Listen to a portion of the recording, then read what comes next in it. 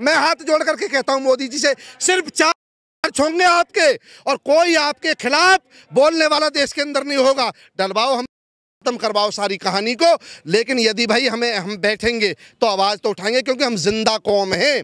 बात जब उसूलों पर आए तो टकराना जरूरी है, और अगर जिंदा हो तो फिर जिंदा नजर आना जरूरी है। इसलिए ऐसे नहीं जाएंगे भाई हट करके। हम चीन देश में घुसे तो घुस जाए, किसान दिल्ली में नहीं घुसना चाहिए, तो दिल्ली अस्त व्यस्त हो जाएगी पूरी की पूरी। अब कोई हमको क्या मारेगा, हमने भी मरना सीख लिया, कहीं फांसी पर कहीं सूली पर हंस हंस कर चढ़ना सीख लिया।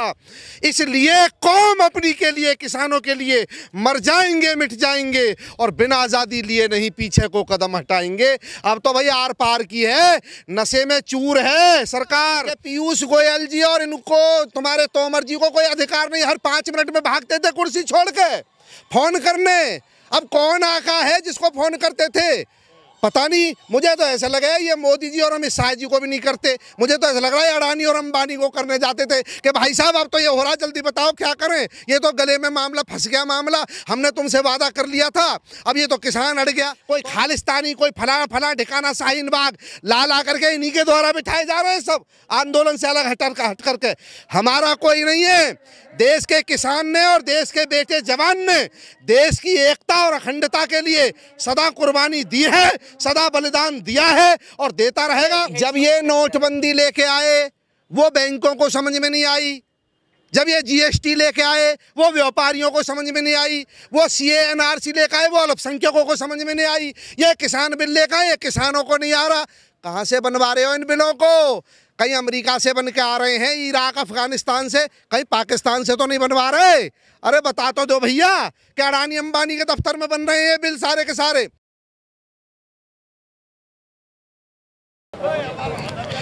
भैया ये देखिए, हमारा जो भारतीय किसान यूनियन लोक शक्ति जो दलित प्रेरणा स्थल पर हमारी बराबर धरने पर रात दिन बैठी हुई है।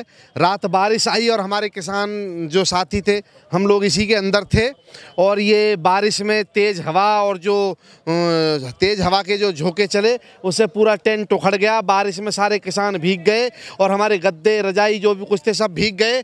अब ये मानो भाई हमारा जो आसमान है वो हमारी रजाई है और धरती हमारा जो है वो गद्दा है, हम ऐसे ही सो रहे हैं। लेकिन चिंता नहीं है, ये टेंट गिर सकता है, हौसले में कोई कमजोरी नहीं है, हौसला जो की त्यों, हौसला नहीं गिरने वाला बिल्कुल भी। जब तक अपनी मांगें पूरी करवा करके नहीं जाएंगे, टेंट चाहे 1000 बार गिरे। खुले में सो रहे थे उस दिन से, ये भी 2 ही दिन से लगा था, सो रहे हैं, कोई दिक्कत नहीं है। लेकिन अपनी आने वाली जो पीढ़ियां हैं उनके पैरों में गुलामी की बेड़ियां डाल करके नहीं जाएंगे। भगत सिंह की औलाद है, जिस भगत सिंह ने, जिस चंद्रशेखर आज़ाद ने, रानी लक्ष्मीबाई ने और चंद्रशेखर आज़ाद ने हम लोगों के लिए, आने वाली पीढ़ियों के लिए फांसी के फंदे को चूमा हंस करके, यानी आने वाली पीढ़ी गुलाम ना हो जाए, वही उसी रास्ते पे चल रहे हैं हम। वही डीएनए है हमारे अंदर, चाहे कुछ भी हो जाए फांसी सूली पर। अब कोई हमको क्या मारेगा, हमने भी मरना सीख लिया, कहीं फांसी पर कहीं सूली पर हंस हंस कर चढ़ना सीख लिया। इसलिए कौम अपनी के लिए, किसानों के लिए मर जाएंगे, मिट जाएंगे, और बिना आज़ादी लिए नहीं पीछे को कदम हटाएंगे। अब तो भाई आर पार की है, नशे में चूर है सरकार, अहंकार में डूबी हुई है, निरंकुश सरकार है। इसको पिछली सरकार, ज्यादा पुराना मामला नहीं है, पिछली सरकार से ही सबक ले लेना चाहिए। एक स्वामी रामदेव और अन्ना हजारे के आंदोलन ने कांग्रेस कहाँ है अब ढूंढे से नहीं पा रही। हमारा ना कोई दोस्त है ना दुश्मन, जो किसान की बात करेगा वही देश पे राज करेगा। वो कांग्रेस हो, बीजेपी हो, जो हमारी सुनेगा वो देश के ऊपर राज करेगा। 80 करोड़ किसानों को नजरअंदाज करके, उनकी उपेक्षा करके आप कैसे देश की कल्पना कर रहे हो? समृद्ध देश की कल्पना करते हो आप?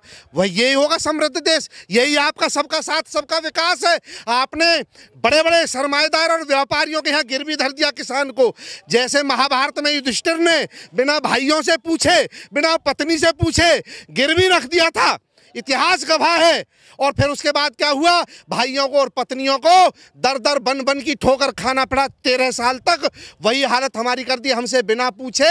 हमको बड़े बड़े मोटे मोटे पेट वाले जो हैं, जिनसे मोटा मोटा चंदा आता है बड़े बड़े चुनावों के खर्चे के लिए, उनके यहाँ हमको गिरवी धर दिया और ले जा करके बोले कि इनमें जितना खून बचा है, अभी जो शेष थोड़ा बहुत पिछली सरकारों ने छोड़ा है लगा करके निकालो और बेच के खाओ और अपने पेटों को मोटा करो, ये सरकार ने वादा कर लिया है। वो तो ये कह रहे हैं कि अभी प्रधानमंत्री मोदी जी भाषण दे रहे हैं, वो तो ये कह रहे हैं कि छोटे छोटे समस्याओं से किसानों को आजाद कर दिया। भाषण ही है उन पे और ना कुछ भी। यही तो हमारी भी गलती हो गई, हमने भी सोचा था कि कुछ होगा। असल में देखो, ये जब से आज़ाद हुआ देश, जनसंघ बना, फिर भारतीय जनता पार्टी बनी, ये तब से ही हम सुनते आ रहे थे कि बीजेपी लालाओं की सरकार है, बीजेपी व्यापारियों की सरकार वो पार्टी है, बीजेपी जो है सरमाएदारों की, उद्योगपतियों की पार्टी है। लेकिन लोग ने भरोसा भी करते थे, लेकिन अब जो 2 योजनाओं से वो भ्रम जो था, वो लोग बहकावे में आ गए। और जैसे ही वो सत्ता में आए, लोगों ने उन्होंने गरीब की बात करी, शोषित की बात करी, पीड़ित की बात करी, उपेक्षित की बात करी, कमज़ोर की बात करी और सत्ता में आ गए। और आते ही के साथ सत्ता में जैसे ही रेड कॉर्पेट पे पैर रखा, अपने असली रूप में आ गए, अपनी औकात पे जल्दी आ गए कि हाँ, हम वास्तव में ही लालाओं की सरकार है, व्यापारियों की सरकार है, सरमाएदारों की सरकार है। ये तो बहुत जल्दी आ गए। हमने तो सोचा था 1-2 योजना तो ये झेलेंगे, लेकिन इनका असली रूप बहुत जल्दी आ गया निकल करके सामने। तो ये कह रहे हैं कि किसान जो है, आज भी जो असली किसान है वो खेतों में खेती कर रहा है, न कि सड़क पर बैठ रहा है। न आज भी जो असली बीजेपी है वो तो गाँव में बैठी हुई है। हम ही तो असली बीजेपी, हमने ही तो बनाया था। ये तो नकली बैठे हुए हैं, जन कहाँ से मुखौटे लगा करके आगे। नकली बीजेपी है जो बैठी है, जो गरीब की बात करके आई और अपनी औकात में आ गई एकदम से सत्ता में आते ही के साथ। नकली बीजेपी है, नकली है ये तो। मैं भी कह रहा हूँ ये बात, मेरी भी पहुंचाओ। तो कब तक ये लड़ाई आप लोगों की चलने वाली है? आखिर तक। कोई जल्दी नहीं है, हमारा कुछ बिगड़ने वाला नहीं है। देखो, फांसी से आगे सजा नहीं है। जितने हमारी दुर्गति हुई पड़ी है, इससे ज़्यादा होनी क्या है। घर पे कहीं मील सीटी ना मार रही, ना हमारा फैक्ट्री चल रही जिसमें घाटा हो जाएगा। वहाँ भी 2 रोटी खानी थी, यहाँ भी 2 रोटी खानी है। बस जैसे तैसे ये प्राण अटके हुए हैं शरीर में, बस मुश्किल से इतना ही जिंदा है हम लोग। इन लोगों ने हमें छोड़ा नहीं है कुछ भी। तो आखिर तक लड़ेंगे, आर पार की लड़ने के लिए आया किसान। लेकिन जो तोमर जी हैं वो बुला रहे थे कि कौन को समर्थन में है, तो काफी तोमर जी काहे को बैठते हैं कुर्सी पे वार्ता करने के लिए? तोमर जी को तो कोई अधिकार ही नहीं है। आपने यदि आप देहात से जुड़े हुए तो आपने पता होगा, जब सांप नेवला जो दोनों की लड़ाई होती है ना, तो नेवला हर 5 मिनट में लड़ाई का मैदान छोड़ करके भागता है और एक झाड़ी में जाता है और जड़ी सूंघ करके आता है, ताकि जो डंक मारा है उसने, जो सांप ने, उस जहर को उतार करके फिर आ जाता है। जो वार्ता में जो लोग रहे हैं, मुझे पता है, वो वार्ता में उन्होंने बताया कि पीयूष गोयल जी और इनको, तुम्हारे तोमर जी को कोई अधिकार नहीं। हर 5 मिनट में भागते थे कुर्सी छोड़ के फोन करने। अब कौन आका है जिसको फोन करते थे? पता नहीं। मुझे तो ऐसा लगा है ये मोदी जी और अमित शाह जी को भी नहीं करते। मुझे तो ऐसा लग रहा है अडानी और अंबानी को करने जाते थे कि भाई साहब अब तो ये हो रहा, जल्दी बताओ क्या करें, ये तो गले में मामला फंस गया। मामला हमने तुमसे वादा कर लिया था, अब ये तो किसान अड़ गया। तो अब इसमें अब ये पता नहीं किसको बात। जब इनको अधिकार नहीं है तो ये काय को असफलता का मुखौटा बन के बैठे भाई। अरे जिसको अधिकार है उसे लाओ ना फ्रंट पे। मोदी जी खुद फ्रंट पे आए और किसान से बात करें, किसान की समस्या को सुलझाएं और अन्नदाता को हाथ जोड़ करके संतुष्ट करके घर भेज दें। नहीं तो हाय इतनी बुरी लगेगी कि कोई बचाने वाला, पानी देने वाला नहीं बचेगा। ये ध्यान रखना। अच्छा, किसान जो हैं लगातार 14-15 दिनों से यहाँ पे धरना प्रदर्शन कर रहे हैं। यहाँ का भी बात हो, चाहे सिंधु बॉर्डर की बात हो या फिर यूपी बॉर्डर की बात हो, लेकिन जो सरकार में जो सत्ता में बैठे हुए लोग हैं, उनके जो बड़े बड़े आला अधिकारी हैं, और वो बंगाल के चुनाव में इतनी रैलियाँ करते हुए सामने आ रहे हैं। आप लोगों से क्यों नहीं पर्सनली बातचीत किया? अरे वो बंगाल के काय को कर रहे हैं भाई। अभी बंगाल में JP नड्डा जी पे मैं उसका समर्थन नहीं करता, उस तरह की घटना का।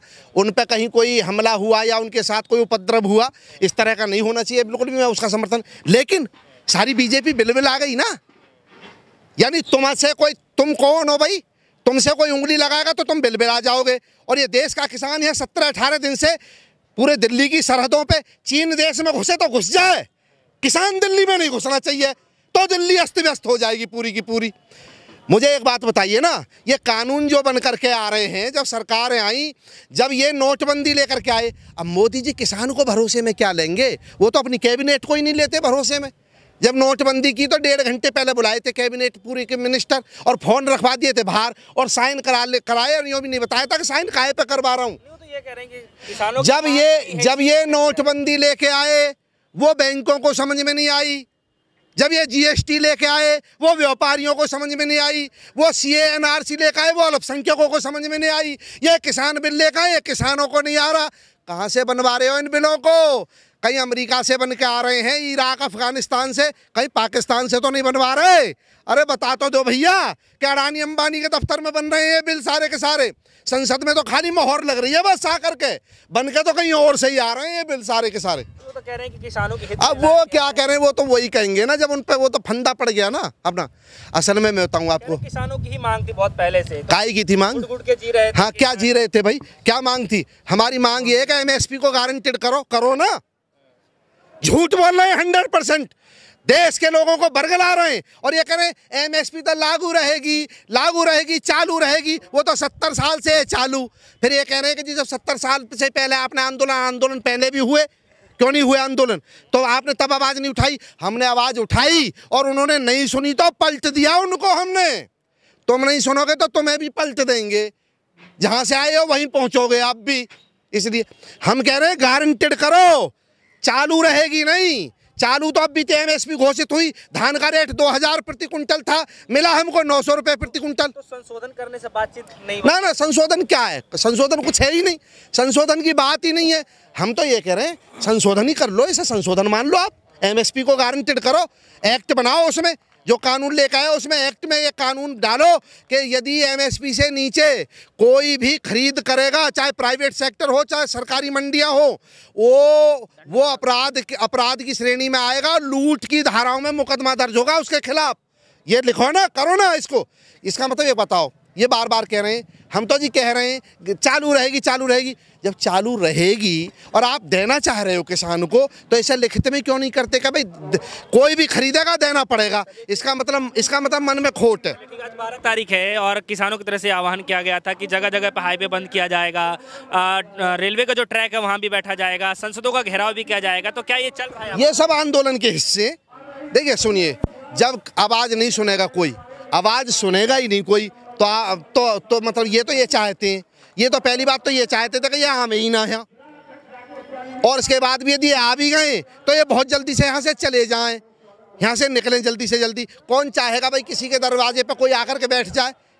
वो तो चाह रहे हैं जल्दी से जल्दी यहाँ से टलें ये। लेकिन ये आंदोलन के हिस्से, यदि नहीं सुनेगी सरकार तो सारी की सारी सप्लाई दिल्ली की रोकी जाएगी। ये चरण है, चरण आते रहेंगे, चरणबद्ध तरीके से आंदोलन आगे बढ़ेगा।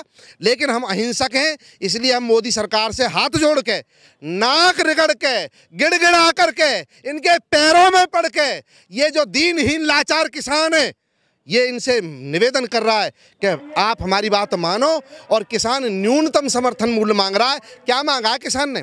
आपकी राजगद्दी मांग ली, आपका सिंहासन मांग लिया, क्या मांग लिया? आपकी सरकार में भागीदारी मांग ली क्या? अरे सारी बटन और सुई से लेकर हवाई जहाज तक बनता है देश के अंदर, सब मैक्सिमम रिटेल प्राइस रखते हैं, सबका सब सारा का सब एमआरपी पे बिकता है, कोई 10 पैसे कम में नहीं बेचता। हम न्यूनतम मांगने के भी अधिकारी नहीं है, न्यूनतम भी नहीं मिलना चाहिए हमको। अपना खून पसीना रोजाना मिट्टी में मिला करके धरती का सीना चीरते हैं और उसके बाद सारी दुनिया और हिंदुस्तान का पेट भरते हैं, इनका भी हम ही भरते हैं। उसके बाद हम न्यूनतम भी लेने के हकदार नहीं है क्या? हमको बहकाया जा रहा है, बरगलाया जा रहा है, मीडियाओं को मैनेज किया जा रहा है और आंदोलनों को तोड़ने के षड्यंत्र रचे जा रहे हैं। कोई खालिस्तानी, कोई फला ठिकाना शाहीन बाग ला करके इन्हीं के द्वारा बिठाए जा रहे हैं सब आंदोलन से अलग हट करके। हमारा कोई नहीं है। देश के किसान ने और देश के बेटे जवान ने देश की एकता और अखंडता के लिए सदा कुर्बानी दी है, सदा बलिदान दिया है और देता रहेगा। हम देश को तोड़ने वालों के साथ बिल्कुल नहीं है और ना कोई देश का किसान और जवान साथ है। ये सब इन्हीं के षड्यंत्र हैं, यही बिठा रहे हैं कि ये चाहते हैं कि किसी तरह से किसान को बदनाम करो और बदनाम करके फिर इनको बदनाम करके इनके आंदोलन को तोड़ो और इन्हें भगाओ यहाँ से निकाल करके। आज आप लोग का जो आह्वान, और मैं एक बात और कह रहा हूँ ना, ये बार बार आरोप लगा रहे हैं, आप मीडिया में देखोगे कि ये तो खालिस्तानी बैठ गए, ये तो शाहीन बाग, ये तो देशद्रोही तत्व हैं। तो सर्जिकल स्ट्राइक में तो माहिर है ना मोदी जी, हम पे करवा दो ना सर्जिकल स्ट्राइक, ना रहेगा बांस ना बजेगी बांसुरी, काम खत्म। आराम से चद्दर तान के सोना, मजे से, कोई आवाज़ उठाने वाला नहीं रहेगा। हम तो देशद्रोही हैं ना, आतंकवादी हैं हम, नक्सलवादी हैं हम, माओवादी हैं हम तो जो है पाकिस्तान से चल करके आए। मैं हाथ जोड़ करके कहता हूँ मोदी जी से, सिर्फ होंगे आपके और कोई आपके खिलाफ बोलने वाला देश के अंदर नहीं होगा। डलवाओ खत्म करवाओ सारी कहानी को। लेकिन यदि भाई हम बैठेंगे तो आवाज़ तो उठाएंगे, क्योंकि हम जिंदा कौम हैं। बात जब उसूलों पर आए तो टकराना ज़रूरी है, और अगर जिंदा हो तो फिर जिंदा नज़र आना ज़रूरी है। इसलिए ऐसे नहीं जाएंगे भाई हट करके।